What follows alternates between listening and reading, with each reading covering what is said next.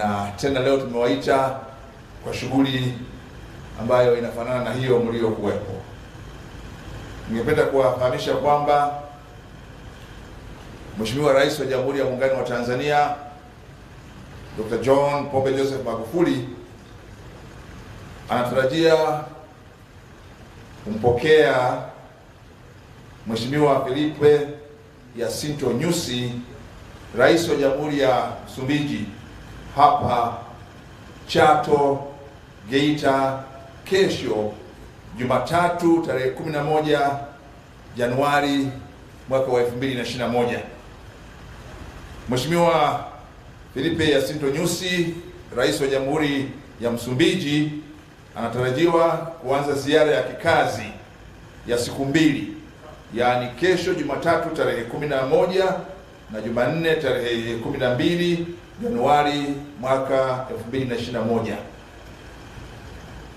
Ndugu waandishi wa habari, ziara hii ya Rais Filipe Jacinto Nyusi ni ziara ya kindugu ambayo ilipangwa kufanyika muda mrefu mwaka jana, lakini haikuweza kufanyika mapema mwaka jana kama ilivyokuwa imepangwa kutokana na sababu mbalimbali, hususan uchaguzi mkuu wa Jamhuri ya Muungano wa Tanzania uliofanyika Oktoba tarehe 28 mwaka 2020. Kwa hiyo sasa ndio umekuwa wakati mwafaka wa ziara hiyo ambayo ilipangwa toka mwaka jana kabla ya Oktoba ifanyike sasa. Na kwa sababu ziara hiyo inafanyika Mheshimiwa Rais wa Jamhuri ya Muungano wa Tanzania akiwa huko Chato, basi amemkaribisha afike Chato kwa ziara hiyo. Aidha, ziara ya Mheshimiwa Nyusi ni kwa ajili ya kuendeleza na kuimarisha mahusiano ya nchi zetu mbili katika maeneo anuwai yakiwemo yale ya kidiplomasia, kiuchumi, kisiasa na kijamii, kama yalivyoasisiwa na vyama vya ukombozi vya nchi yetu, yaani chama cha TANU na chama cha Afro Shirazi na baadaye chama cha Mapinduzi kwa upande wa Tanzania na chama cha Frelimo ambacho kilianzishwa jijini Dar es Salaam mwaka 1962 kwa upande wa Msumbiji. Mtakumbuka mahusiano haya yaliyotukuka kati ya watu wa Msumbiji na watu wa Tanzania yaliasisiwa na viongozi waanzilishi wa nchi zetu huru na chama cha ukombozi cha Frelimo, yaani hayati baba wa taifa Mwalimu Julius Kambarage Nyerere kwa upande wa Tanzania na hayati Dr. Eduardo Chivambo Mondlane aliyekuwa mwasisi na mwanzilishi wa Frelimo kwa upande wa Msumbiji. Uhusiano huo pia umeendelea baada ya Msumbiji kupata uhuru wake kupitia mapambano ya silaha dhidi ya Wareno mwaka 1975, ambapo kama nyote mnavyofahamu, kuanzia rais wa kuanzia kiongozi wa muda ule wa mwaka 75 wa kipindi cha mpito na baadaye rais wa kwanza wa Msumbiji huru, yani hayati Samora Moses Machel na wengine wote waliomfuata hadi leo hii Rais Filipe Jacinto Nyusi na marais wa Tanzania baada ya Mwalimu Nyerere baba wa taifa hadi leo, wote wameendelea kuimarisha mahusiano hayo na undugu wa Watanzania na watu wa Msumbiji ambao kwa hakika ni ndugu wa damu, na ndugu wa damu kwa maana mbili. Kwanza, Wamakonde wa Tanzania na Wakonde wa Msumbiji ni hao, Wamakua wa Tanzania na Wamakua wa Msumbiji ni hao. Na ndio maana kama mnavyokumbuka, wakati wa maziko ya rais wa awamu ya 3 Mheshimiwa Benjamin William Mkapa, balozi wa Msumbiji hapa nchini Tanzania, ndugu yetu Monica alileta salamu maalum kutoka kwa Rais Nyusi, lakini pia kutoka kwa Rais mstaafu Chisano, sababu Wamakua wale tuliowakuta pale Lupaso ndio Wamakua hao wako ng'ambo ya pili kule Msumbiji. Lakini ndugu wetu wa damu wa pili ni wa mapambano ya silaha dhidi ya utawala wa koloni wa Ureno, Hawa wote tuliowataja, akina Samora Moses Machel walikuwa Bagamoyo mwaka 63, baadaye wakahamia Kongwa na wengine na Chingwea, na wote tumeshirikiana kupambana na Wareno na tukamwaga damu pamoja. Kwa maana nasema undugu kati ya Watanzania na watu wa Msumbiji hakika ni undugu wa damu kwa maana zote hizo mbili. Kwa ndugu waandishi wa habari, mahusiano ya Tanzania na Msumbiji ambayo ni ya kindugu na ya kihistoria na kidiplomasia kati ya nchi zetu hizi mbili yameendelea kuimarika. Uhusiano wa kiuchumi nao umeendelea kuimarika. Tanzania inafanya biashara na Msumbiji kupitia mazao ya chakula na biashara pamoja na bidhaa za viwandani. Na ndio maana pia kati ya Tanzania na Msumbiji kuvuka mto Ruvuma tuna daraja la umoja. Sasa kwa mujibu wa takwimu kutoka Mamlaka ya Mapato Tanzania TRA zinaonyesha kuwa jumla ya mauzo ya nje, yani export, kati ya nchi hizi mbili zilifikia shilingi za Kitanzania bilioni 76.4 mwaka 2018 na shilingi za Kitanzania bilioni 93.5 kwa mwaka 2019. Kuhusu uwekezaji, hadi sasa makampuni makubwa ya Kitanzania yaliyowekeza mitaji mikubwa nchini Msumbiji ni pamoja na Bakhresa, yani kampuni ya Azam, Mohamed Enterprises, Quality Form, yani magodoro Dodoma na kadhalika. Vile vile kuna Watanzania wanaomiliki kampuni za usafirishaji wa abiria na mizigo pamoja na biashara za kati na ndogo ndogo nchini Msumbiji. Ndugu waandishi wa habari, licha ya changamoto ya ugonjwa wa homa kali ya mapafu, yani COVID-19, nchi zetu yani Tanzania na Msumbiji zimeendelea na kuwezesha na kusimamia biashara miongoni mwa nchi zetu hizi. Kwa hiyo wakati wa ziara hii viongozi wetu watabadilishana mawazo ya namna ya kuendeleza na kuwezesha ufanyaji wa biashara, lakini pia kuongeza uwekezaji wa Watanzania ndani ya Msumbiji na watu wa Msumbiji ndani ya Tanzania. Kwa hiyo ndio ziara ya kikazi ya siku mbili atakayofanya Mheshimiwa Rais wa Jamhuri ya Msumbiji, Mheshimiwa Filipe Jacinto Nyusi. Na washukuru sana kwa kuja ili kuweza kuwafahamisha Watanzania wote juu ya ugeni huo wa ndugu wa damu wa Tanzania ambaye tutatembelea kuanzia kesho na Jumanne. Na washukuruni sana. Mheshimiwa Waziri, tunakushukuru sana kwa maneno hayo, na kwa ridhaa yako Mheshimiwa, kama utaruhusu basi niombe wenzangu kama utakuwa na maswali waweze kuuliza. Tafadhali waandishi wenzangu, kama kuna mwenye swali, wakati ndio huu sasa. Waziri yuko tayari kutusikiliza.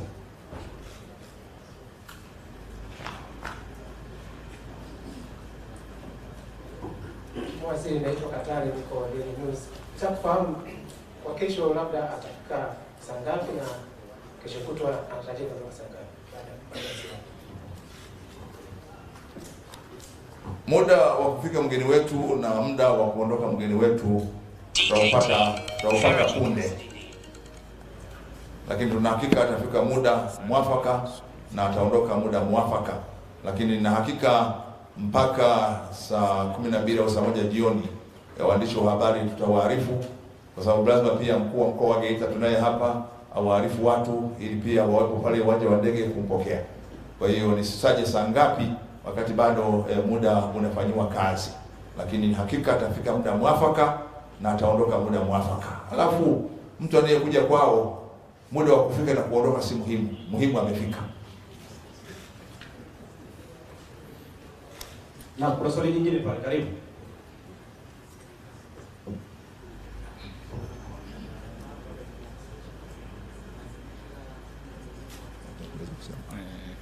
Asante Mheshimiwa Waziri, naitwa Rehema Matoa, naandikia gazeti la Mwananchi mkoa wa Geita.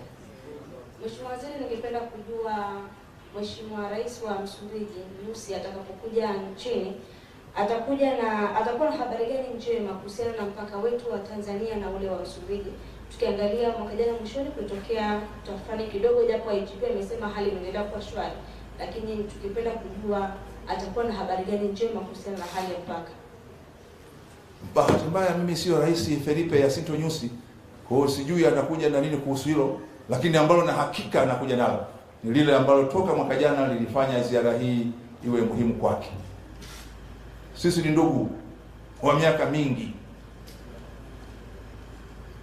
wa furaha na shida, na labda niseme tu hata kuanzishwa kwa chama cha Frelimo mwaka 62 haikuwa kazi rahisi. Palikuwa na vyama vitatu tofauti. Ndipo Mwalimu Julius Kambarage Nyerere alipomwita rafiki yake Dr. Edward Shivambo Mondlane ambaye alikuwa ni mfanyakazi wa Umoja wa Mataifa, na Mwalimu mara zote alipokwenda New York kupigania uhuru wa Tanganyika, mwenyeji wake kule alikuwa ni Edward Shivambo Mondlane, Dr. Edward Shivambo Mondlane, na ndio alimuomba aache kazi kubwa ya mshahara mkubwa Umoja wa Mataifa, aje Tanzania aviunganishe vyama vitatu vya wana Msumbiji, Mozambican African National Union, Udemano, ili viwe chama kimoja vikapiganie. Ndio maana Frelimo manake ni front. Na kwa bahati mbaya sana Dr. Edward Shivambo Mondlane alikufa kwa barua iliyoletwa iliyokuwa na bomu lililotumwa na chama cha na kikundi cha majasusi wa ukoloni wa Kireno cha PIDE. Akafariki akazikwa Kinondoni. Na baada ya Msumbiji kukombolewa, masalia yake yalifukuliwa na yalisindikizwa kwenda Msumbiji na Rashid Mfaume Kawawa kwenda kuzikwa upya Msumbiji. Kwa hiyo sisi ni ndugu, na ndugu wana mengi ya kusema. Maswali mawili ya mwisho.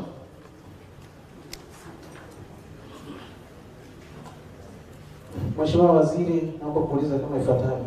Mheshimiwa Rais, tafadhali taja jina lako na chombo unachotoka. Naitwa Muta Robert, natokea gazeti la Majira. Mheshimiwa Rais, Nyusi atakapokuwa hapa nchini atatembelea sehemu zipi? Kwa sababu viongozi wakubwa wanapokuja nchini ni fursa kwetu kutangaza nchi yetu. Kwa mfano, juzi waziri wa China alipokuja hapa tulipata fursa ya kutangazia ulimwengu shughuli za uvuvi.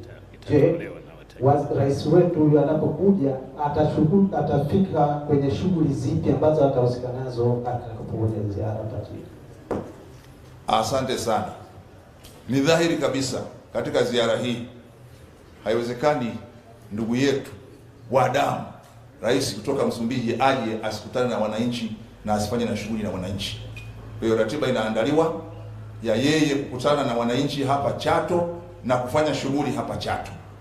Kwa hiyo na yenyewe hiyo kama nilivyosema mtafahamu, lakini atakuwa na shughuli nje ya kukutana na mwenyeji wake na kufanya mazungumzo. Atakuwa na shughuli itakayokutanisha na wananchi, na shughuli ambayo kama ilivyo ada ya Watanzania atafanya jambo ambalo litaacha kumbukumbu kwa wa Tanzania na wanachato.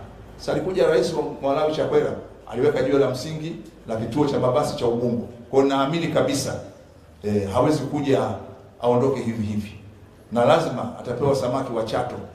Unajua wale kule wana samaki nchanga, kuanzia sisi kule Mtwara, Lindi na kule kaskazini anakotokea mwenyewe Nyusi wana samaki nchanga. Sasa atapewa samaki wa ziwa Victoria. Mengine mawili. Na kama kuna maswali mengine, basi tumepewa nafasi mbili tena za kuuliza maswali. Tafadhali. Naruhusu maswali mengine mawili kama yapo.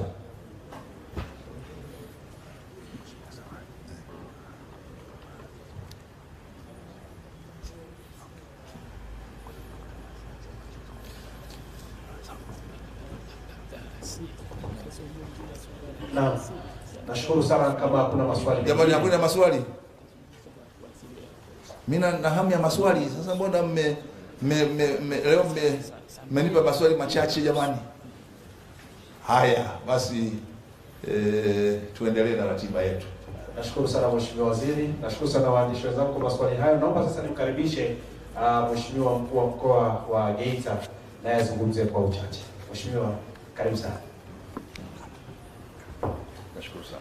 Mheshimiwa Waziri wa Mambo ya Nchi za Nje na Uhusiano wa Mashariki, Katibu Mkuu Wizara ya Mambo ya Nchi za Nje, pamoja na viongozi wote mlioko hapa, balozi wa Msumbiji, ya Mozambiki nchini Tanzania, viongozi wote mlioko hapa, waandishi wa habari, mabibi na mabwana, habari za muda huu. Naomba nichukue nafasi hii kuwasisitiza Wanageita wote, kuwatangazia kwa taarifa nilizozipata punde muda mfupi baada ya Mheshimiwa Waziri kutoa tangazo hili muhimu, ni kwamba mgeni wetu tunategemea kuwasili majira ya saa 4:30 asubuhi. Kwa hiyo nitoe wito kwa Wanageita popote pale mlipo, viongozi wote, vyama vyote, dini zote, watu wote, kiongozi anayekuja ni kiongozi rafiki, ni kiongozi ndugu wa taifa ambalo lina mahusiano ya kipekee tangu awamu ya kwanza.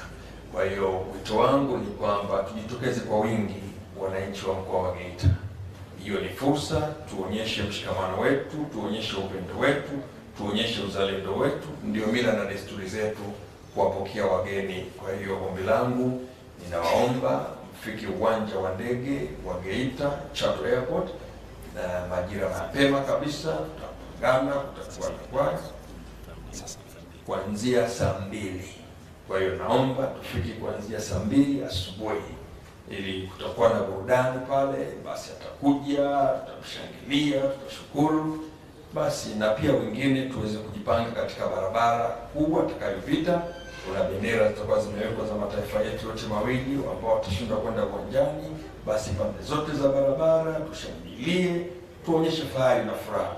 Ni bahati kubwa hiyo, tumepata fursa ndani ya muda mfupi kutembelewa na viongozi wakubwa wa kimataifa. Kama Geita ni fursa, jina lako Geita linapotajwa maanake ni fursa kubwa. Kwa hiyo mimi tangazo langu ni hilo.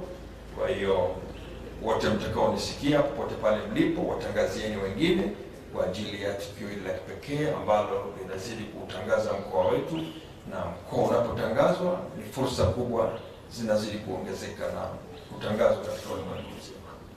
Asante kwa kusikiliza. Ndugu waandishi wa habari, Mheshimiwa Waziri, Mheshimiwa Katibu Mkuu, Mheshimiwa Mkuu wa Mkoa, tunawashukuru sana kwa nafasi yenu ambayo mmetupa sisi waandishi na kutueleza mliotueleza, lakini pia kwa fursa ambayo umeitoa ya maswali. Tunawashukuru sana. Tunaomba sasa muendelee na ratiba nyingine ambayo imeingia. Asante sana. Asante sana.